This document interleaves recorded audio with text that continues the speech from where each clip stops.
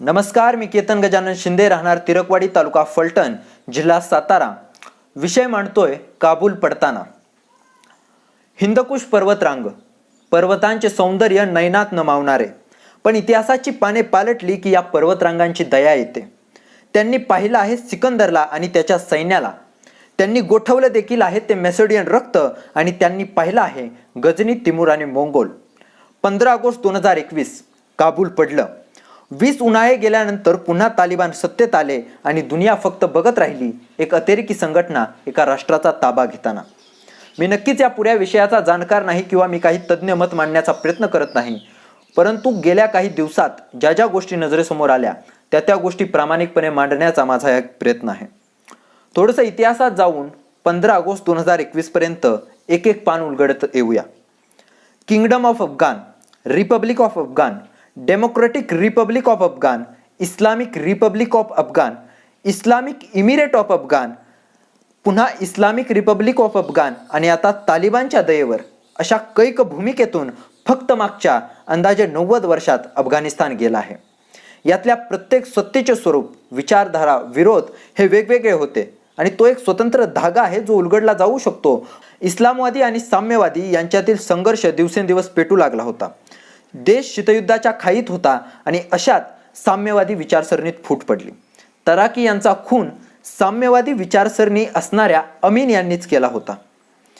इथे आपली विचारसरणी अबाधित राखली जावी म्हणून सोव्हिएत रशिया अफगाणिस्तानामध्ये येतोय. 1979चा काळ आहे जेव्हा साम्यवादी विचारसरणी जी होती ती अफगाणिस्तानात कुठेतरी एका डिस्टर्ब फेजमधून जात होती. त्यामुळे कुठेतरी रशियाने या अफगाणिस्तानामध्ये आपली एंट्री केलेली आहे.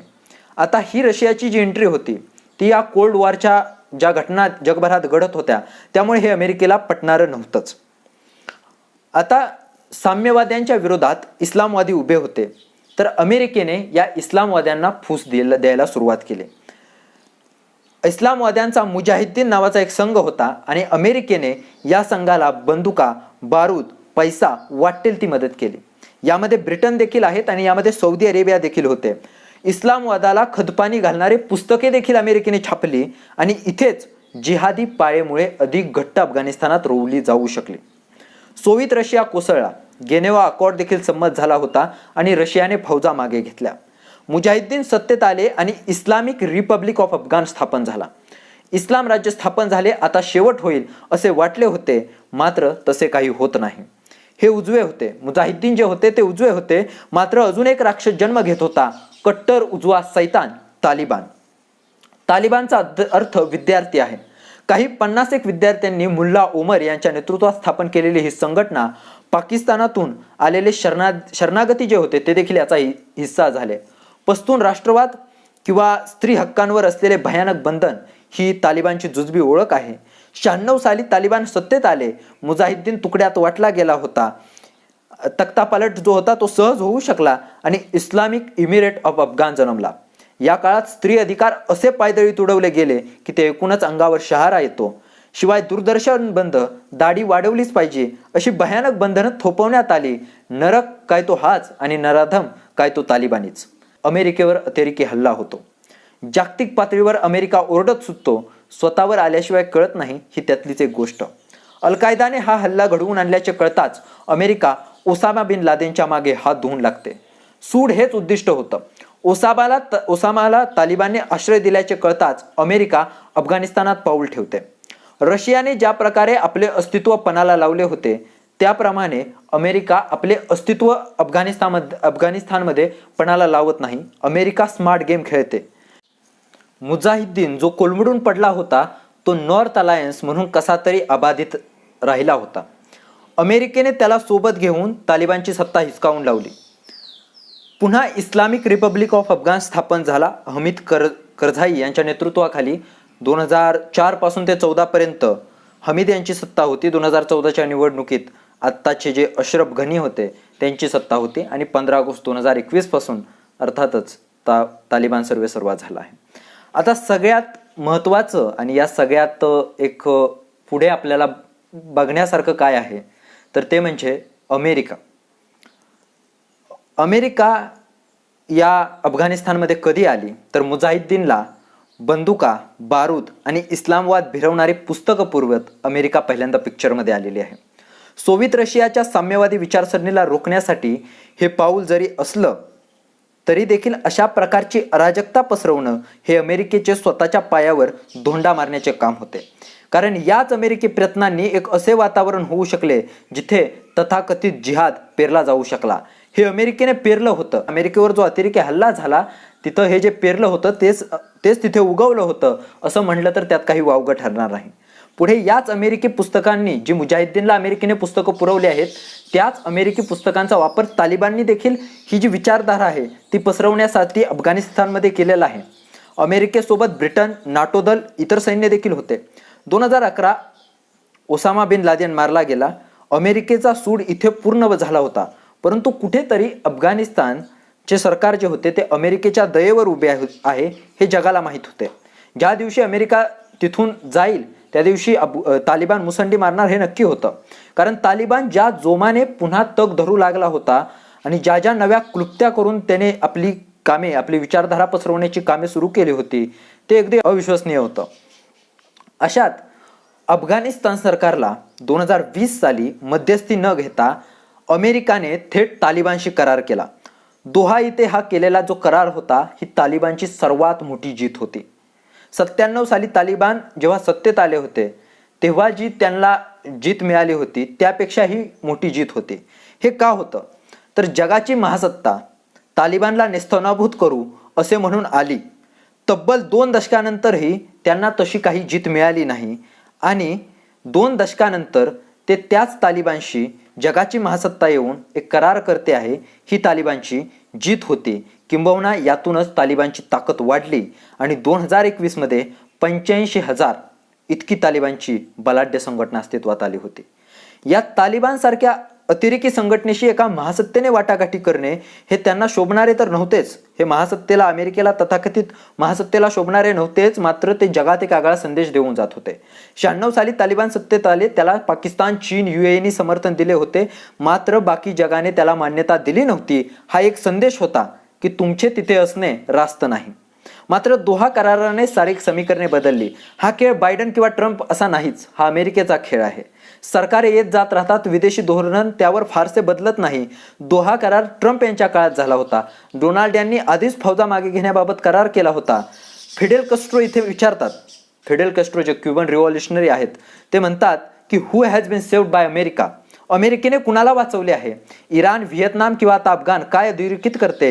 हेच की अमेरिकेसारखा स्वार्थी देश पृथ्वीवर तरी अस्तित्वात नाही. बायडन हे यामुळे चर्चित राहतील कारण त्यांच्या काळात ही प्रक्रिया पूर्ण झाली आहे. अमेरिकेच्या फौजा बायडन यांच्या काळात संपूर्णपणे मागे घेण्याची प्रक्रिया पूर्ण झाली आहे आणि अमेरिका युद्धातून बाहेर जरी पडला असला तरी काबूल तालिबानच्या हातात गेले आहे आणि यासाठी बायडन यांच्यावर नक्कीच खापर फुटणार आहे आणि ते फुटत आहे. यावेळी देखील पाकिस्तान आणि चीन पुन्हा तालिबान सोबत उभे राहतील. चीन तर तसे बोलू लागला आहे आणि पाकिस्तान तर आहेच. प्रश्न आता इथे उपस्थित हा होतो की या एकूणच गुंतागुंतीच्या कोड्याचे उत्तर मिलिटरी सरप्रेशनमध्ये होते काय, की काही राजकीय वाटाघाटी करून किंवा तेथे गट, तेथे स्टेकहोल्डर्स सोबत घेऊन यावर काही मार्ग काढता येऊ शकत होता. अमेरिका मोकळ्या हाताने माघारी परतली याचा अर्थ मिलिटरी किंवा फोर्स हे तिथलं उत्तर नाहीये. असे अनेक देश आहेत जिथे संघर्ष राहिले आहेत आणि त्या परिस्थितीनुसार तिथे पॉवर शेअर केली गेली आहे. लॉंग रनमध्ये नक्कीच याचा फायदा आहे. पण अफगाणिस्तानमध्ये हे शक्य झाले नाही कारण इथले नेते सत्तेसाठी लाचार होते. ते कुठल्याही पक्षाचे असो, कुठल्याही विचारधारेचे असो, इथले नेते सत्तेसाठी लाचार होते. अगदी अमनुल्ला खानपासून ते मुजाहिद्दीनचं जे शासन होतं त्यातले जे नेते होते सर्व आपापले सत्तेची गुलामी करणारे होते.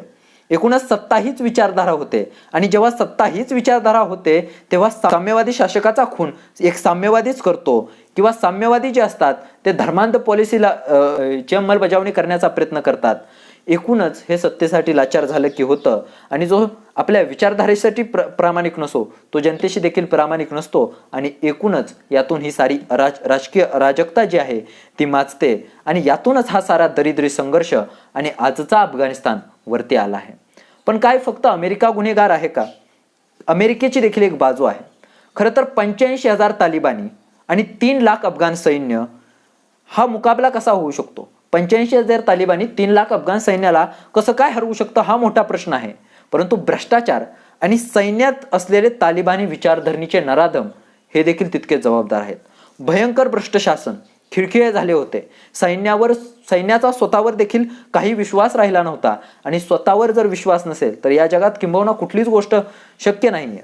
आणि इथे हेच अधोरेखित करतं की स्वतःवर असलेला विश्वास किती महत्त्वाचा आहे. आणि जेव्हा देशपातळीवर हा विश्वास एकूणच सैन्याला किंवा एकूणच जनतेला हवा असतो तर तो जो विश्वास आहे तो कशा प्रकारे असला तरच राष्ट्र टिकतं याचं उदाहरण अफगाणिस्तान आपल्या पुढे देत आहे. भारत म्हणून आपण पाहत असताना आपल्याला काय जाणले पाहिजे तर अफगाणिस्तान हे आपले शेजारचे राष्ट्र आहेच, परंतु भारताची $3 बिलियन इतकी गुंतवणूक अफगाणिस्तानात आहे. अफगाणिस्तानाची संसद असू द्या किंवा तिथले काही धरणाचे प्रोजेक्ट्स असू द्या ते भारताने घेतले होते आणि तिथं इतकी $3 बिलियन इतकी गुंतवणूक होती. आणि आता तालिबानच्या येण्याने त्या गुंतवणुकीचं किंवा तिथून पुढे जे आपली फॉरेन रिलेशन आहे ते कसे पुढे जातील यावर नक्कीच प्रश्नचिन्ह उपस्थित होत आहे. पाकिस्तान आणि अफगाणिस्तान हे कसे समानार्थी आहेत हे आपण पाहिलंच आहे. उद्या अफगाणिस्तान पाकिस्तानचा उपयोग एक टेरर लॉन्च पॅड म्हणून करू शकतो आणि काश्मीर जो आहे तो पुन्हा तिथे कट्टरवादी पेरले जाऊ शकतात आणि नक्कीच आपल्या भारताच्या इंटरनल सिक्युरिटीनुसार तो एक कन्सर्न होऊ शकतो. नक्कीच आता ज्या अफगाणिस्तानमध्ये किंवा काबूलमध्ये ज्या घडामोडी घडतील त्यावर आपला देश नक्कीच त्यावर लक्ष ठेवून असेल आणि त्यानुसार एकूणच आपण पावले उचलू शकू.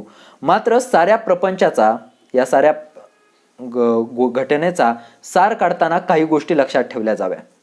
पहिली गोष्ट म्हणजे सत्तेचा हव्यास. सत्ता हीच विचारधारा झाली की उठसूट विरोधकांची स्वप्ने पडू लागतात. मग विरोधकांचे खून केले जातात. वेगळे मत मांडायला जागा आणि ते ऐकून घ्यायला शासक उरत नाही. विकास खुंटला जातो. देश एकाच शासकाच्या अवतीभवती फिरू लागतो. हुकुमशाही नांदते आणि शेवटी राष्ट्राचे पतन होते. दुसरी गोष्ट असं आहे की आजही धर्म नावाची अपुची गोळी चघळणारे या समाजाला लागलेली एक कीड आजही अस्तित्वात आहे. धर्माचा अभिमान बाळगणे ही वेगळी गोष्ट आहे, परंतु माझा अमुक धर्म म्हणजे धर्म, बाकीचे धर्म म्हणजे गुलामहीन किंवा लाचार ही मानसिकता ऐकायला शॉर्ट टर्म मध्ये जरी वाहवा करणारी वाटते, पण आज ना उद्या ही मानसिकता जी आहे ती राष्ट्राचे पतन करून सोडणारीच असते. जेव्हा जेव्हा धर्माचे ठेकेदार सत्तेत पोचतात तेव्हा अहिंसा, द्वेष, असत्य वणव्यासारखे पसरले आहेत याचा इतिहासात दाखला आहेच. बाकी काल रात्री अर्णब गोस्वामी यांचा रिपोर्ट मित्राने पाठवला होता. त्यात अर्णब अमेरिका आणि विशेषतः बायडन यांच्यावर ओरडताना दिसतो. त्यांना अफगाणमधील मानवी अधिकार आणि स्त्री अधिकाराचे एकाएकी उल्लंघन दिसू लागले आहे. काही आंतरराष्ट्रीय मीडियाने कशी मॉरॅलिटी हरवली आहे याची ते बात करत असताना प्रश्न हा पडतो की आपल्यात जेव्हा बलात्कार होतात, जाती धर्मावर दंगली होतात, त्यावर खून होतात, तेव्हा अर्बन आणि कंपनी आणि त्याची पत्रकारिता व त्यातली मॉरॅलिटी कुठे गेली असती हा संशोधनाचा विषय आहे. थोडक्यात मीडिया बायडन, ट्रम्प किंवा अमेरिका अफगाण असल्या हेडलाईन चालवत असताना आपण आपल्या प्रश्नांशी ठाम राहणं खूप गरजेचं आहे. पेगाससचं जासूसी प्रकरण असो, बळीराजाचे आंदोलन असो किंवा मागच्या काही दिवसात पावसाळी अधिवेशनात संसदेची उडवलेली खिल्ली असो, हे जे आपले प्रश्न आहेत यावर आपण मोठ्याने बोललं पाहिजे. आपली आणि अफगाणिस्तानची तुलना होऊ शकत नाही. काही माध्यमांवर तसे देखील पाहायला मिळत आहे. कुठे सर्वात मोठी लोकशाही आणि कुठे अराजक राज्य. त्यामुळे आपण अफगाणिस्तानला पाहून खुश होण्याचे काही एक कारण नाहीये. उलटे आपण त्यांना एक स्टँडर्ड सेट करून देऊ शकतो जिथे अफगाण म्हणेल की समानता, बंधुता, एकता असावी तर ती भारतासारखी असावी. जगाच्या इतिहासात अशी अनेक उदाहरणं आहेत जिथे मानवजात हतबल होते. माणुसकी वगैरे चव्हाट्यावर मांडून राक्षसांचा नाच सुरू होतो. आपल्यासारखे सामान्य तिथे काय करू शकतात असा प्रश्न पडतो. म्हणजे जिथे तथाकथित मानवतेची मशाल घेतलेले पश्चिमी देश आणि कठपुतली असलेली संयुक्त राष्ट्र काही करू शकत नाही, तिथे आपण काय करावे हा प्रश्न पडतो. काही करू शकत नसताना देखील आपण सर्वात सामर्थ्यशाली अशी एक गोष्ट करू शकतो आणि ती गोष्ट म्हणजे प्रार्थना. हिंदकुश पर्वतरांगांच्या सौंदर्यासाठी, नुकतेच कळू लागलेल्या मुलांचा माणुसकीवरून विश्वास उडू नये यासाठी, आया बहिणींच्या अस्मितेसाठी आणि एकूणच मानवजातीच्या तत्वांसाठी का होईना पण शांतता लाभो हीच प्रार्थना. जय हिंद, जय भारत, इन्कलाब जिंदाबाद.